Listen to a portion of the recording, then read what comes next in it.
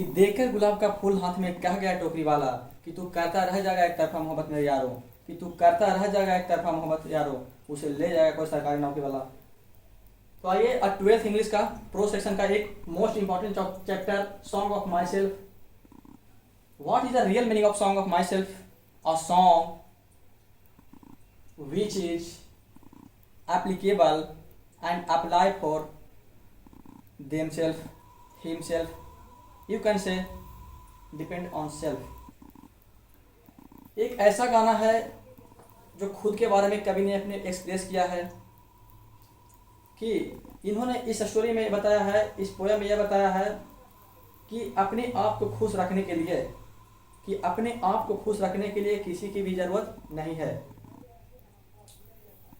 तो song of my self was written by Walt Whitman and born in 1819 in America. मतलब Walt Whitman का जन्म America में हुआ था। इनका निधन कब हुआ था? 1892 यानी 1892। He was a poet of America and the peoples know him people's poet। माने इन्हें लोगों की कवि के नाम से जाने जाते थे। कौन? वाल्ट विटमैन, जो कहाँ के रहने वाले थे? अमेरिका के रहने वाले थे। इन्होंने वर्क के रूप में किया है। He work as a teacher, editor and volunteer. Two words you know that, teachers and editors. What's the meaning? But you have no knowledge about the volunteer. What's the real meaning of volunteer? तो volunteer क्या होता है? Volunteer एक ऐसा व्यक्ति जो कहीं पे युद्ध हो गया हो, वहाँ पे क्या करते हैं? हेल्प करते हैं, डोनेट करते हैं, कि जो मानी होता है, जितना जो डोनेट करने में एप्लीकेबल होते हैं उतना हेल्प करते हैं। इसको बोल सकते हैं वॉलंटियर को क्या बोल सकते हैं? A person who is applicable to help civil war in America. जो वाल्ट विटमैन कहाँ के थे? अमेरिका के रहने वाले थे। तो अमेरिका में एक सिविल वॉर हुआ था जिसमें उन्होंने हेल्प किया था। जो इंजर्ड लोग थे, जो घायल लोग थे, उन्हें क्या किया था? हेल्प किया था। उन्होंने कलेक्शन लिखा है a leaf of grass. Leaf of grass is a collection of poems. There are so many poems are present in this poem. Leaf of grass in 1855 में पूरा 400 पोएम मेंशन था। लेकिन अब के 1855 के पहले टोटल 400 पोएम मेंशन था, लेकिन अब इन रिसेंटली 12 को पोएम इसमें क्या मेंशन है। उसके बाद उन्होंने एक तो और लिखे हैं ड्रमस्टर, जिन्होंने इसका प्रकाशन कब किया था? 1866 में किया था। बिगेन टू वर्क, उन्होंने काम करना भी शुरू किया था। कहते हैं ना कि किसी भी व्यक्ति का सिचुएशन डिसाइड नहीं कर सकता कि कोई व्यक्ति कौन सा काम कर जाएगा। तो उन्होंने काम किया था कारपेंटर के रूप में। कब तक किया था कारपेंटर का काम? उन्होंने जन्मदिन जो 12th बर्थडे था उसके पहले तक उन्होंने कारपेंटर का काम किया था। उसके बाद उन्होंने छोड़ दिया।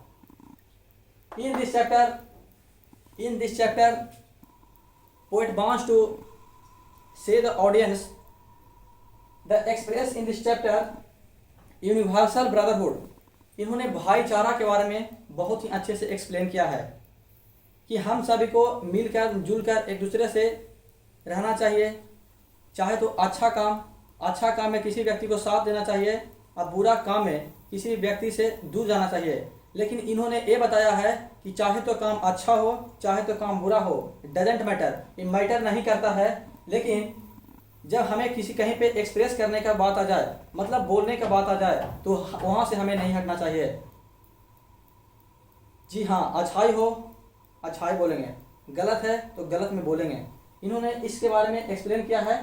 तो आइए इसका जो कहानी, जो पोएम्स हैं, इसके बारे में क्या कहना चाहते हैं, आइए आपको समझाते हैं लाइन बाय लाइन। तो मेरे भाइयों, बुक निकल के बैठ जाना, उसका जो लाइन बाय लाइन एक्सप्लेनेशन है बताने जा रहा हूँ कि क्या है इसका मीनिंग। चलो हाँ, स्टार्ट करते हैं सॉन्ग ऑफ माई सेल्फ का जो उन्होंने पैसे दे लिखा है I celebrate my self and Singh my self. उन्होंने बताता है कि मैं खुद को सजाता हूँ और खुद को गाता हूँ। इसका मतलब क्या हुआ? उन्होंने ये बताया है कि अपने आप को खुश रखने के लिए खुद गाता हूँ, मैंने अपने आप को खुश रखने के लिए खुद गाता हूँ। एंड व्हाट आई एज्यूम, जो मैं एज्यूम करता हूँ, जो मैं सोचता हूँ। एंड यू शैल एज्यूम, तुम भी सोचोगे। For every atom belong to me, जो जितने भी अणु और परमाणु हैं जो मुझसे गुजरते हैं, पास होते हैं, as good belongs to you. इन्होंने ये बताया है कि जितने भी अणु परमाणु का जो पार्टिकल्स हैं जो हमसे पास होकर गुजरता है, उम्मीद करता हूँ कि तुमसे भी वो पास होकर गुजरेगा। For every atom belongs to me as good belongs to you, जैसा मुझसे गुजरेगा वैसा तुमसे ही गुजरेगा। A loaf and invert, loaf means क्या होता है? LOFE, loaf and visit. Loaf means होता है विजिट करना। आई लोफ, मैं विजिट करता हूँ। एंड इन्वाइट माई सोल, और मैं अपने आत्मा को बुलाता हूँ। I loaf and I visit my soul, मैं विजिट करता हूँ और अपने आत्मा को बुलाता हूँ, इन्वाइट करता हूँ। एंड सेकेंड है next, I lean and loaf, lean मैं व्यस्त रहता हूँ, लीन मैं व्यस्त रहता हूँ। And loaf at sea observing a sphere of summer glass. अगर कोई व्यक्ति अपने आप में खुश है, अपने आप में इन्वॉल्व है, तो उस व्यक्ति को चाहे तो सीजन कैसा भी हो, समर ग्रास हो या कैसा भी हो, उसके ऊपर आदमी खुश हो सकता है। समर ग्रास स्पेयर का मतलब क्या? एक सूख जैसा नुमा होता है ना, घास जो समर वेकेशन में सूख जाता है, उसी के बारे में इन्होंने एक्सप्रेस किया है कि लोगों तो सर्दी मौसम में तो कहीं पे भी पड़ जाते हैं, मगर गर्मी के दिनों में जो घास जो सूख जाता है उस पर पड़ना नॉर्मल लोगों के लिए पॉसिबल होता है, लेकिन हम इस पर भी दिन काट कर खुशियाँ गुजार लेते हैं। माई टंग जो मेरा जिह्वा है, every atoms of my blood, जो मेरी त्वचा है, मेरी जीभ है, जो every atoms of my blood, जो मेरे खून के हर एक कतरे हैं, मेरे खून के हर एक कतरे हैं। From the soil this year, जो टंग्स, जितने भी जो बॉडी ऑर्गन्स हैं, बॉडी पार्ट्स ऑर्गन, जो किससे बना है? ईयर्स, ब्लड्स एंड सॉइल्स से ही ओरिजिनेट हुआ है। born here of parents, born here from the parents the same and their parents the same। जहाँ मेरा जन्म हुआ है वहाँ मेरे पेरेंट्स का भी जन्म हुआ है। मतलब कहाँ? अमेरिका में। वाल्ट विटमैन का जन्म कहाँ हुआ है? अमेरिका में। तो उसके पिता की जन्म भी कहाँ हुआ है? अमेरिका में। इन्होंने सेम के बारे में बताया है। नाउ अब मैं 37 ईयर्स ओल्ड, अब मैं 37 साल का हो चुका हूँ। And I now 37 years old in the perfect health begin. अभी भी मैं जोश में रहता हूँ, एंथुसियाज्म में हूँ। अभी भी हम किसी भी चीज़ को अप्रोच कर सकते हैं कि I am also can do this. फिर क्या बोलता है? Hoping to cease not till death, माने किसी भी व्यक्ति को तब तक आशा करना चाहिए जब तक उसकी मृत्यु नहीं होता है। कहते हैं ना कि शोर मत कर, अभी गमों की रात है, धजिया उड़ा देंगे मेरे दोस्तों, बस कुछ दिन की बात है। तुम लोग का 12th एग्जाम है, 12th एग्जाम में 80-90% लाओ और तहलका मचा दो। अरे पड़ोसी के घर पे डीजे बजाएंगे, किस पे? पड़ोसी के घर पे डीजे बजाएंगे।